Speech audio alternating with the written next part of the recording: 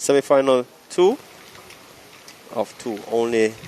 So the top 3, then the next 2 will go through. The national record 21:41 by Sharika Jackson. Natasha Morrison, Alana Reid, Jura Levy, Nisha Berger, and Vidita Vidal, the competitors in this one. Off they go. Berger got up well. Reid covering Levy. Berger and Reid, the two transitioning into the straight. Morrison stepping forward as well. Alana Reid is comfortable.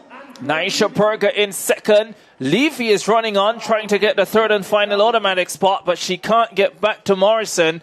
Alana Reid wins it. 23:72 the flash time. Adjusted now to 23:74. Negative 4.0 meters per second. Well, that explains that. Yeah, hurricane kind of win, but Naisha Berger runs a very good turn. I think a better technical turn than Reid. Reid, though, comes into the home stretch with that 100-meter speed, 11.1 yesterday.